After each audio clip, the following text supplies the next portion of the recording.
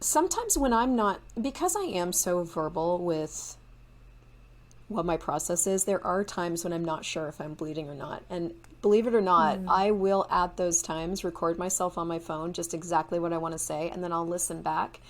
Most of the times when I'm not sure if I'm bleeding or not, I'm bleeding. So I'll record myself and get it out, because that like changes, like releases this stuck energy. It like gets the energy moving. And then I look at, what is it I want to contribute? Like, what is this for me?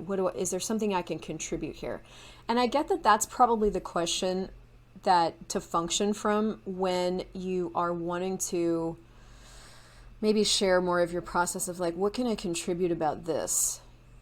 That will guide you into kind of, what's my point? You know, okay, so I've went through this thing and I've had this process and I use this tool, but what's my point? What am I gifting here?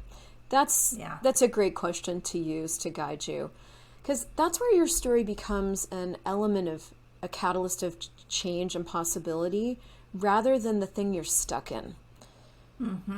And so that's actually true vulnerability, of just like exposing everything, the good, the bad, the ugly, just like, here it is. That's a huge facet of it.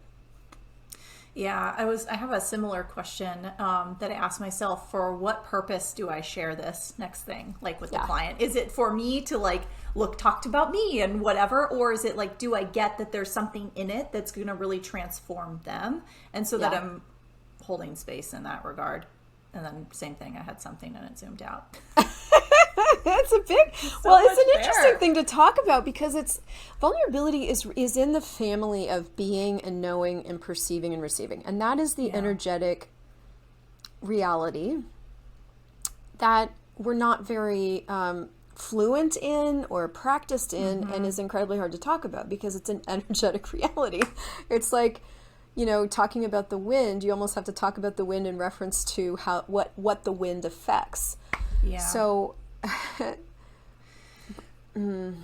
yeah. Okay. So it jumped back in. So, okay. So the other thing I was getting was like, I guess that maybe for so long I had put, maybe because the way I've been trained or whatnot, it's like I put the folks on a pedestal of like, okay, well, they're perfect. They never have anything wrong go on, or they have it all together, so I can learn from them. Right. Until like, then there's like a vulnerability exposed. And I'm like, oh wait, they're not, they're just humans too. Like, I didn't need to do this like pedestal thing. Like, I can actually just still learn from another person's experience, that they don't have to have it all perfect. And that's where I get like this energy of like, prove it, or the expertise is happening a lot online, where people, and kind of what you're talking about when you were an early facilitator, where it's like, I have to prove myself. I have to have all the answers. I have to always be right and get it all together. And it's like, that's not what's happening for anyone. So for what purpose are we choosing that, versus just being willing to expose right where we're at?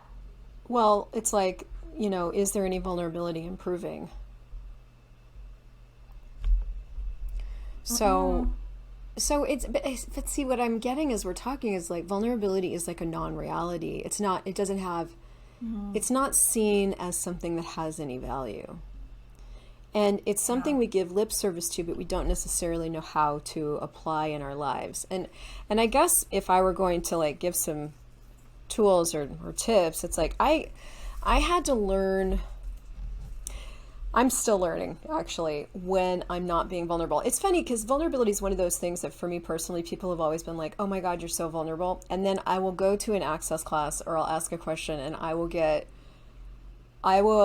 get like feedback on that I'm not being vulnerable. So from the public's point of view, I'm vulnerable, and from like what people can actually contribute to me with consciousness, I'm not very vulnerable. And so I've been really sitting with that, like going, what is vulnerability? And so it's sort of this ongoing exploration, but that's a question you could start to ask yourself. If this is doing something for you, it's start to ask yourself, the universe even, to show you like, what is vulnerability for me? Because vulnerability is not crying, it's not tears, it's not sad feelings, it's not any of those things. It's being willing to be exposed. And only there can anyone actually contribute to you. I mean, from any other position, you're proving, doing, proving or doing. And in those positions, like, you have to do it all. You're the source of everything. no one and nothing can actually be a gift in your life, and you can't receive the gift of you either.